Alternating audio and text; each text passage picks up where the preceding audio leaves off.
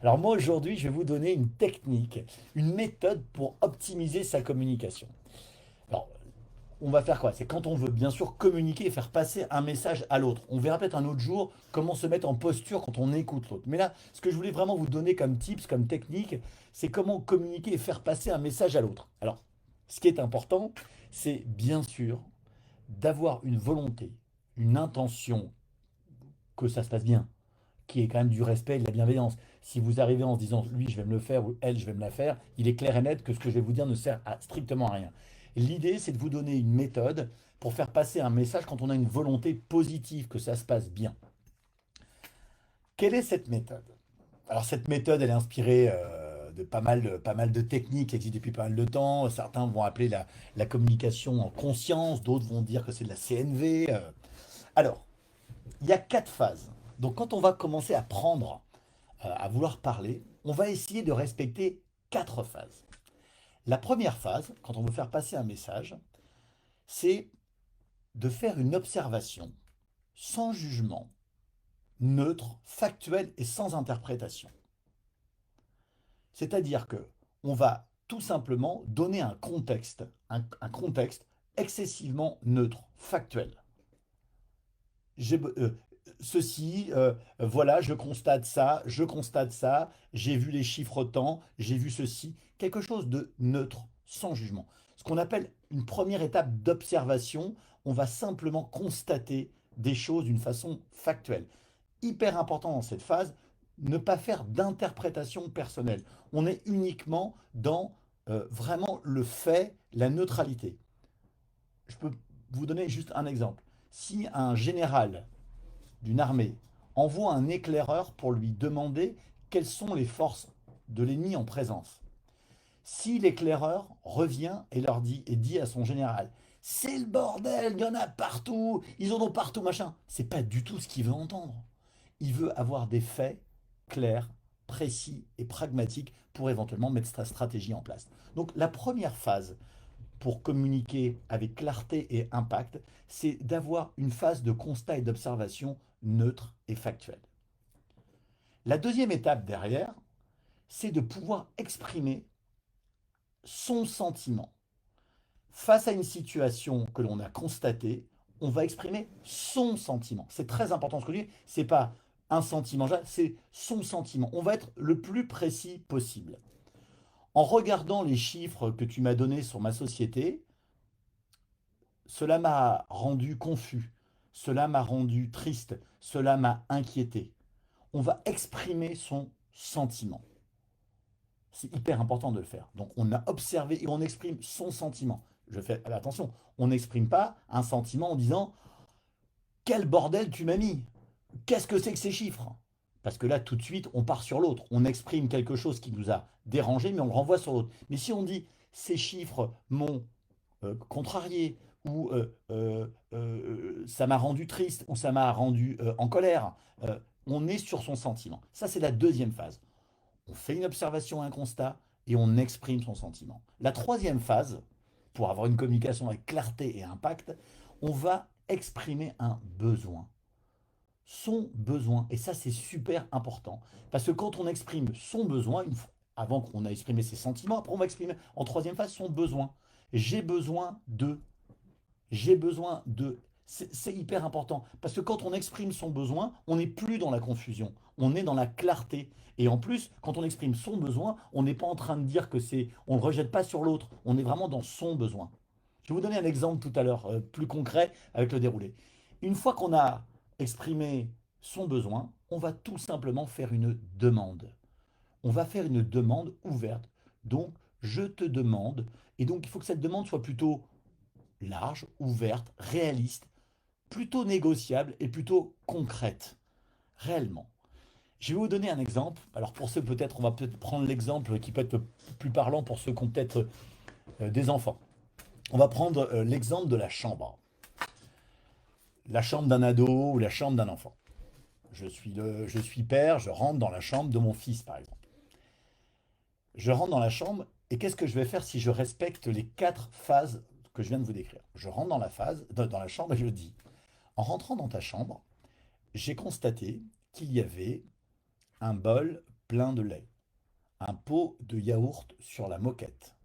Il y avait 4 jeans en boule et 8 paires de chaussettes sur ton bureau.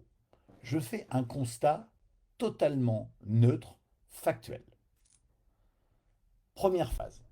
Deuxième phase, je vais quoi faire? Je vais exprimer mon sentiment en disant, en voyant ça, cela m'a contrarié, ça m'a rendu perplexe, ça m'a rendu triste. J'ai exprimé mon sentiment. Puis après, je vais exprimer mon besoin.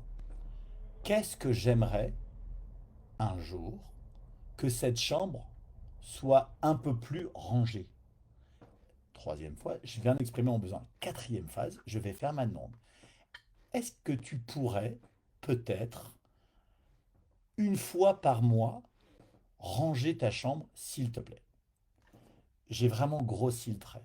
Dans les 4 phases que j'ai fait, il y a eu une observation neutre, l'expression de mes sentiments, l'expression de mon besoin et une demande, je parlais d'un mois, totalement, je n'ai en aucun cas agressé l'autre, je n'ai en aucun cas jugé l'autre, je n'ai en aucun cas essayé de prendre le pouvoir sur lui.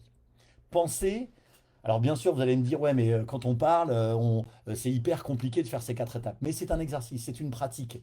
Et au bout d'un moment, et je vous donnerai un tuyau à la fin pour pouvoir commencer à le faire, pensez à, pour retenir les 4 phases de cette communication plus impactante et plus claire, qui est plus en conscience en fin de compte, pensez à un petit bonhomme, pensez vraiment à un schéma de petit bonhomme. Quand vous pensez à sa tête, au petit bonhomme, on est dans l'observation, dans le constat. Quand on descend dans le cœur du petit bonhomme, on est plutôt dans le sentiment. Quand on est dans le ventre, on est plutôt sur son besoin. Et quand on est vers les jambes, on est plutôt dans l'action et la demande. Pensez vraiment à les 4 phases, c'est les 4 phases. Donc vraiment tête, cœur, ventre, jambes. Moi, je trouve que c'est relativement simple parce que c'est simple, avec de la pratique bien sûr, parce que on est vraiment dans quelque chose d'authentique. On dit clairement ce qui se passe en nous.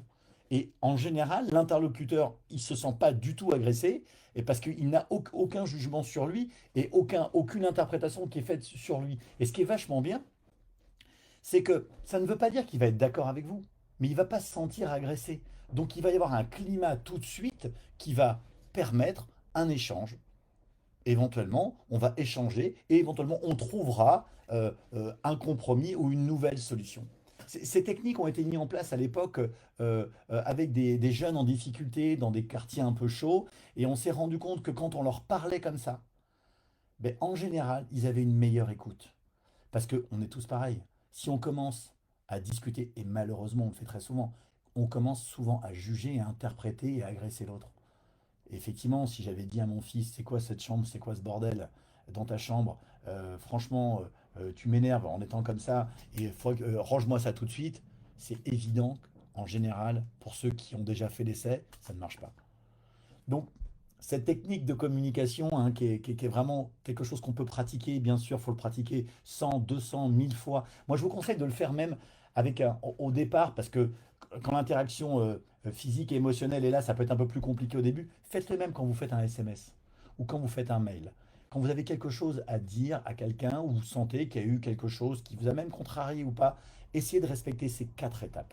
Vous allez voir, c'est franchement assez magique à chaque fois. Et puis, pour finir, entre guillemets, si réellement, vraiment réellement, vous sentez que avant la discussion, ça va vraiment être chaud parce que vous en avez gros sur la patate. J'ai une petite astuce. Vous faites la technique de la lettre chacal. C'est-à-dire, avant d'avoir la relation et l'échange avec la personne, vous écrivez une lettre et vous défoulez sur la lettre. Vous dites tout ce que vous avez sur le cœur. En général, ça a un super effet, c'est qu'une fois que ça a été sorti une fois, vous avez tout de suite, quand vous êtes vraiment dans la relation, quelque chose qui va changer. Moi, j'ai une petite anecdote à vous donner. Euh, Quand j'étais associé dans une agence de communication il y a une vingtaine d'années avec mon associé, et d'une façon non, on ne faisait pas d'une façon constante, mais mon associé avait quelquefois un caractère un petit peu chaud. Et donc souvent, je lui disais, tu sais, avant d'arriver à un rendez-vous, une présentation importante où il y avait pour lui du stress ou même quelque chose qui l'a contrarié, je lui demandais dans la voiture, je me rappelle, de lui dire, allez, balance-moi le truc, balance-moi. Moi, j'étais sa surface projectile. Il me balançait pas mal de choses et résultat, une demi-heure ou trois quarts d'heure plus tard, euh, très souvent, il était beaucoup plus détendu et la conversation et l'échange qu'il avait avec les clients se passaient relativement bien. Voilà, c'est une technique en pleine conscience de la communication. Retenez le petit bonhomme pour vous en souvenir. Vraiment, retenez le petit bonhomme. On observe, on constate, on exprime son sentiment, on exprime ses besoins et on fait une demande, bien sûr pas une demande comme ça, une demande hyper simple, claire et négociable. Voilà, c'était une première technique aujourd'hui pour communiquer avec plus d'impact et de clarté.